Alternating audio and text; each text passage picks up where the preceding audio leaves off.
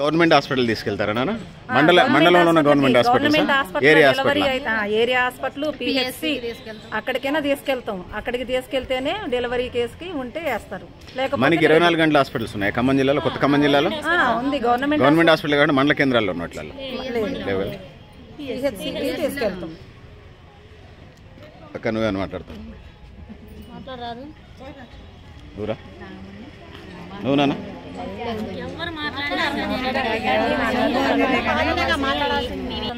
రోజు 500-600 కేజీలు మిరపకాయలు పోయడానికి పోతారండి. అసలు ఈ జీతం కంటే ఈ జీతం పనిచేసి కూలీ పోతే రోజు 500-600 వస్తాయి.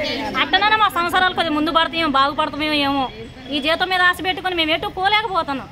కూలీ పోదామన్నా కూలీ పోయేది కట్టలేదు. ఈ జీతమే సాలం జీతమాయ.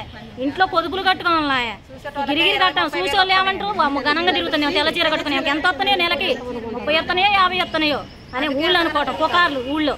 మాకు వచ్చేదేమో 9,950 రూపాయల కోసం. ఒకటి నన్ను అడగటం మర్చిపోయి, గ్రామీణ ప్రాంతాల్లో సర్పంచ్లు, ఎంపీటీసీలు మీ మీద రాజకీయంగా ఏమైనా కక్ష కట్టి మంచిగా ఫ్రెండ్లీగా ఉంటారా? అందరితో కలిసి మెలిసి ఉంటాం ఊళ్ళో అనేది. అసలు ఊళ్ళో అంటే ఒక పార్టీ గ్రామ పంచాయతీ ఎన్నికల్లో ఒక పార్టీ అధికారంలోకి వస్తుంటే ఒక పార్టీ, మీకు రాజకీయ పార్టీలతో సంబంధం లేదు. మెచ్చుకుంటారమ్మా, మీరు బాగా పని చేస్తున్నారు, ఇంటింటిలో మంచి సర్వే చేస్తున్నారు, ప్రతి ఒక్కరు తెలుసుకొని మంచిగా చేస్తున్నారు పని, మీకు కూడా జీతాలు పెంచితే బాగుండని వాళ్ళు కూడా అంటున్నారు. ఎంపీటీసీలు కానీ, సర్పంచ్లు కానీ, కార్పొరేటర్లు కానీ వాళ్ళు మాకు మంచిగా హెల్ప్ చేస్తున్నారు. వాళ్ళతో మాకే మా ప్రభుత్వం మీదనే మాదంటుంది మొత్తం. మా ప్రభుత్వం 18,000 ఫిక్స్డ్ చేసి మాతో పని చేయించుకొని మేము చేస్తాం పని. రిటైర్మెంట్ బెనిఫిట్స్ ఆశాలలో చాలా మంది 50 సంవత్సరాలు పైబడిన మహిళలే ఉన్నారు. మీకు రిటైర్మెంట్ ఏజ్ 60 మా 62 సంవత్సరాలు. మరి వాళ్ళు ఇంకా 10 సంవత్సరాలు చేస్తే వాళ్ళ రిటైర్మెంట్ అయిపోతారు కదా. మరి ఇంతకాలం ఇందులో ఉండి ఈ ఉద్యోగం చేసి వాళ్ళు రిటైర్మెంట్ అయితే వాళ్ళకి ఎవరు అసలు వాళ్ళకి సెక్యూరిటీ లేదు కదా. ముఖ్యంగా రిటైర్మెంట్ బెనిఫిట్స్ రావాలి, తప్పనిసరిగా ఫిక్స్డ్ జీతాలు కావాలి అని కోరుకుంటున్నాను. నా పేరు పెరుమాలపల్లి మోహన్ రావు, రూరల్ మండల ఎక్స్-జెడ్పీటీసీ, CITU జిల్లా సహాయ కార్యదర్శి.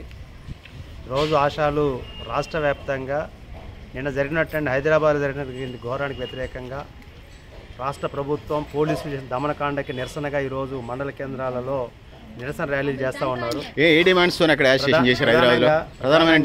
ప్రధానంగా కాంగ్రెస్ పార్టీ ఎన్నికల్లోకి వచ్చే కంటే ముందు మేము పోయిన 2023 సెప్టెంబర్, అక్టోబర్లో సమ్మె చేశాము. సమ్మె సందర్భంగా మా సమ్మె శిబిరాల దగ్గరికి ఆనాడు ప్రతిపక్ష లీడర్గా ఉన్నటువంటి రేవంత్ రెడ్డి PC అధ్యక్షుడిగా ఉన్నాడు, సీతక్క, అనేక మంది వాళ్ళ మంత్రిగా ఉన్న వాళ్ళు మా టెంట్ల దగ్గరకు వచ్చి మేము అధికారంలోకి వచ్చినటువంటి 100 రోజులలోనే ఫిక్స్డ్ వేతనం 18,000 అమలు చేస్తామని చెప్పేసి ఆ రోజు చెప్పడం జరిగింది. అలాగే ప్రమాద బీమా సౌకర్యం 50 లక్షలు ఇస్తామని చెప్పడం జరిగింది. A&M పోస్టులలో, సెకండ్ హ్యాండ్ పోస్టుల్లో అర్హులైనటువంటి అందరికి కూడా ప్రమోషన్లు కల్పిస్తాం, పర్సంటేజ్ ఇస్తామని చెప్పిన పరిస్థితి కూడా ఆనాడు ఉంది. అదే సందర్భంలో గతంలో TRS ప్రభుత్వంలో కొన్ని పెండింగ్స్ ఉన్నవి. PRC 2021 6 నెలలు PRC పెండింగ్ ఉంది. 2022, 23, 24 సంబంధించిన లెప్రసీ పెండింగ్లో ఉన్నవి, రికార్డ్స్ పెండింగ్లో ఉన్నాయి. ఇవన్నీ కూడా TRS ప్రభుత్వం అమలు చేయనటువంటి అన్ని అంశాలు కూడా మేము అమలు చేస్తామని చెప్పారు. వాస్తవంగా CIT కానీ, ILO కానీ, నేషనల్ ట్రేడ్ యూనియన్ ఆర్గనైజేషన్ చెప్పేది ఏమంటే ఒక కుటుంబం, ఒక భార్య, భర్త, 2 పిల్లలు బతకాలని కనీసం 26,000 ఉండాలని మొదటి డిమాండ్గా ఉన్నది. కానీ ఆనాడు రేవంత్ రెడ్డి గారు స్వయం 18,000 ఫిక్స్డ్ వేతనం ఇచ్చిన తర్వాత సంవత్సరం వస్తుందని చెప్పేసాను.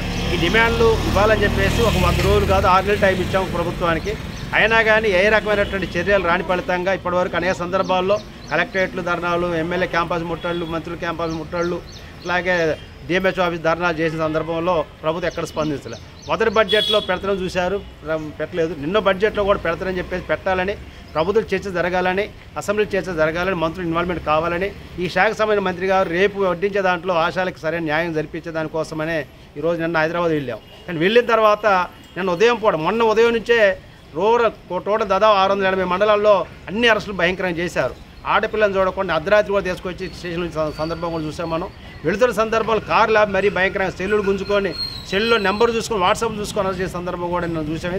ఇంత దుర్మార్గంగా ఆనాడు రేవంత్ రెడ్డి చెప్పింది ఏంటంటే 6 గ్యారెంటీ ఇస్తానని చెప్పాడు. 6 గ్యారెంటీ కాదు, నేను 7వ గ్యారెంటీ కూడా ఇస్తాను. 7వ గ్యారెంటీ స్వేచ్ఛగా మాట్లాడే రైట్ కానీ, ధర్నా చేసుకునే రైట్ కానీ, హక్కులు అడిగే రైట్ కానీ, ఆందోళన రైట్ కానీ ఇస్తానని చెప్పేసి అన్నాడు. కానీ దాన్ని అలరించు 6 గ్యారెంటీ అమలు చేయడం లేదు, 7వ గ్యారెంటీ కూడా అమలు చేయట్లేదు. అంటే తను ఇచ్చిన మాట ఏదైతుందో అమలు చేసే పరిస్థితి లేదు.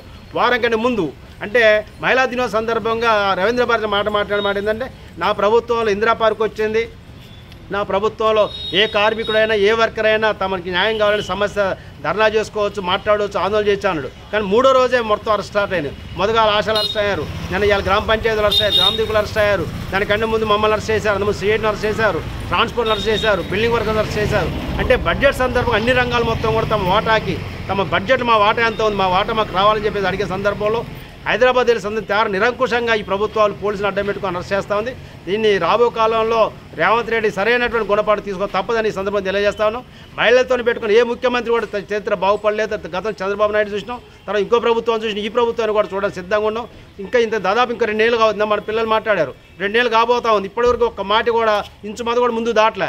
ఈ ముఖ్యమంత్రికి ఈ ప్రభుత్వం హెచ్చరిక చేయదలుచుకున్న సిఐటి ఆశా వర్కర్లుగా ఇప్పటికైనా ప్రభుత్వం రేపు బడ్జెట్లో నువ్వు ఇచ్చిన హామీలు ఏదైతే ఉన్నాయో అన్ని అమలు చేసేదానికో పెండింగ్ ఏదైతే పెండింగ్ పిఆర్సీలు కానీ పెండింగ్ లెప్రసీ పెండింగ్ ఫైల్స్ కానీ మిగతా ఏదైతే పెండింగ్స్ మొత్తం కూడా ఇవ్వకపోతే రాబో కాలంలో సరైనటువంటి లోకల్ బడి ఎన్నికలు ఏదైతే స్థానిక సంస్థల ఎన్నికల్లో కానీ మున్సిపాలిటీ ఎన్నికల్లో కానీ సరైన గుణపాఠాన్ని సౌజకు తప్పదని ఈ సందర్భంగా వారికి హెచ్చరిక చేయదలుచుకున్నాం. Thank you. ఆశా వర్కర్ల ఐక్యత, ఆశా వర్కర్ల ఐక్యత. ఫిక్స్డ్ వేతనం 18,000 రూపాయలు, ఫిక్స్డ్ వేతనం 18,000 రూపాయలు, ఫిక్స్డ్ వేతనం 18,000 రూపాయలు, ఫిక్స్డ్ వేతనం 18,000 రూపాయలు. ప్రమాద బీమా సౌకర్యం 50 లక్షల రూపాయలు, ప్రమాద బీమా 50 లక్షల రూపాయల సౌకర్యం. ఆశా వర్కర్ల ఐక్యత. సిఐటియు